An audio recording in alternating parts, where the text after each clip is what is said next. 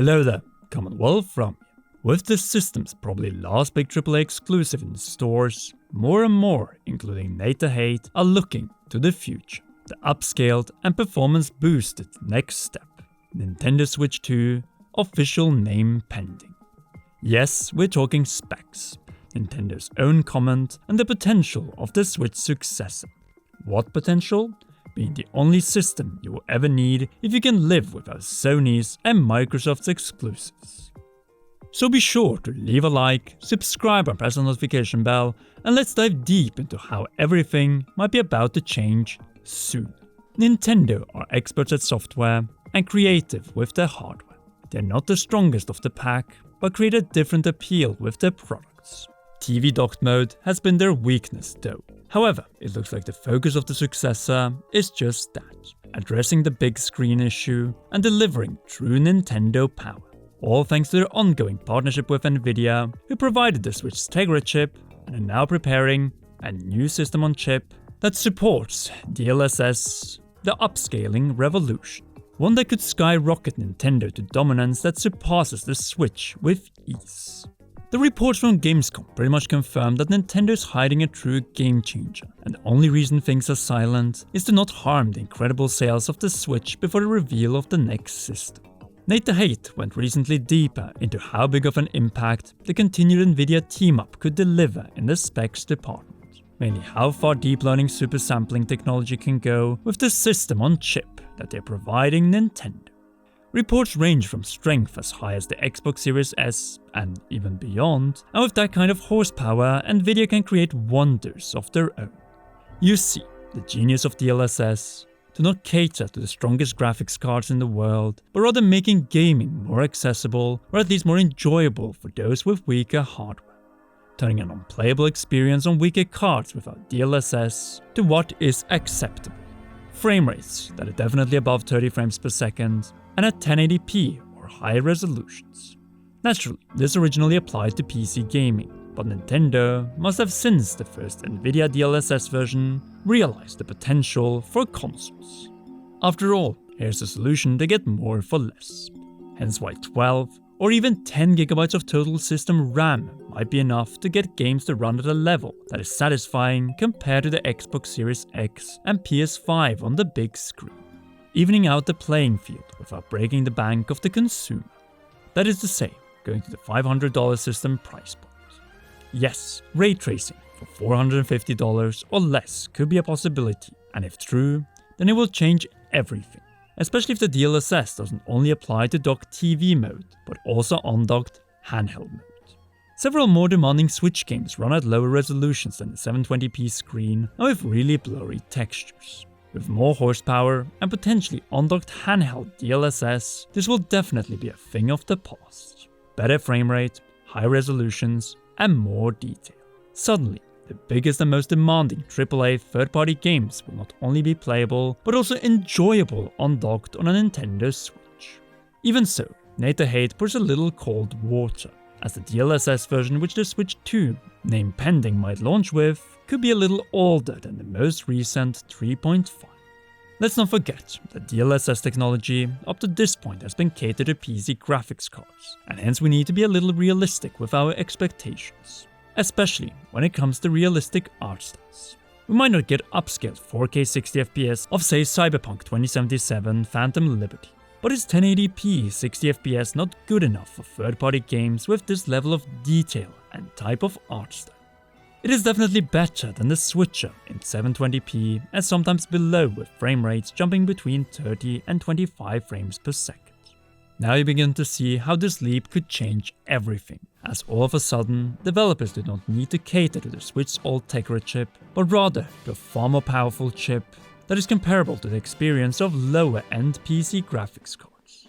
What is even better is that DLSS is not set in stone at launch, but rather an Nvidia technology that will develop and get more out with less power the further we venture through this new generation, meaning that Super Mario Odyssey, Super Mario Bros. Wonder, Breath of the Wild, and potentially Tears of the Kingdom in upscaled 4K 60fps might only be the beginning.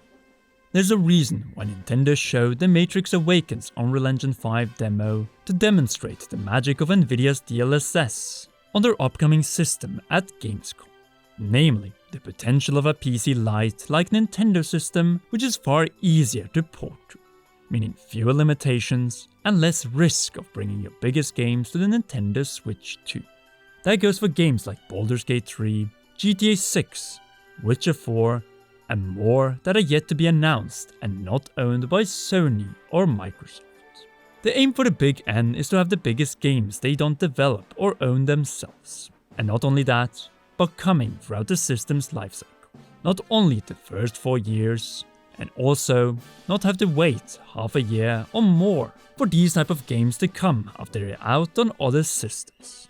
Speaking of Nintendo, with the launch of Super Mario Bros. Wonder, the subject of the next generation is inevitable, so Doug Bowser sort of lived up to the name and at least addressed the issue, as he is the boss in this matter, at least in America.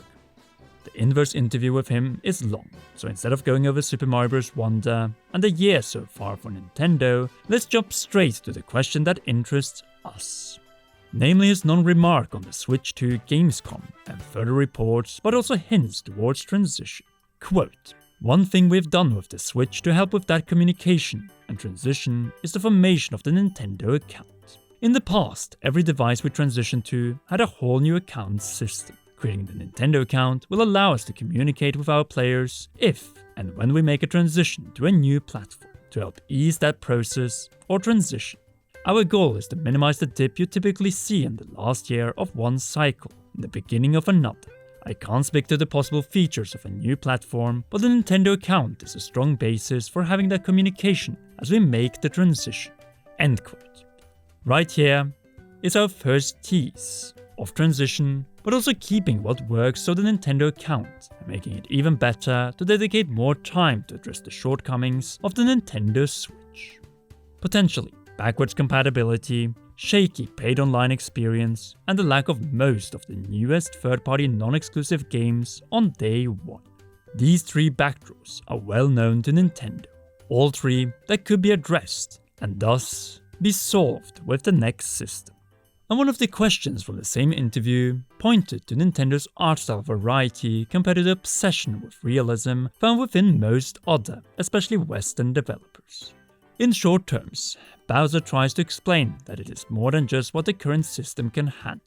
Quote, "There's a host of different styles overall on the platform, and I do think that's what separates us quite a bit. Outside of the obvious visual differentiation with the Nintendo Switch's form factor, it has helped us to lengthen that longevity. The one thing I like to say is, consumers are the ones who are voting right now, and we are scheduled to sell about 15 million units this year alone. It is that diversity of content that's really bringing players in and keeping them on the platform." End quote.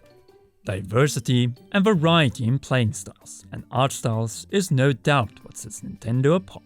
But with more system power, it is clear that future games will be able to get closer to what we see in, say, Spider-Man 2, Final Fantasy VII Rebirth within the next generation.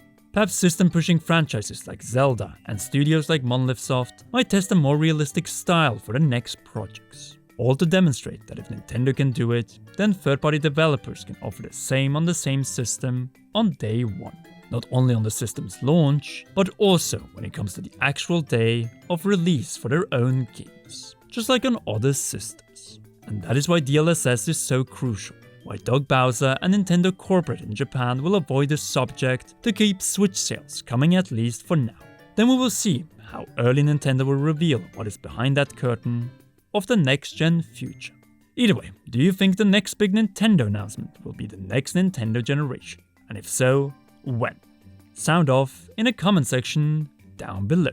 If you haven't already, then be sure to leave a like, subscribe and press the notification bell to not miss any upcoming Nintendo Switch 2 videos. Last but not least, a big thanks to all our patreon.com/comearound patrons. You rock, and please enjoy one or both of these two awesome videos.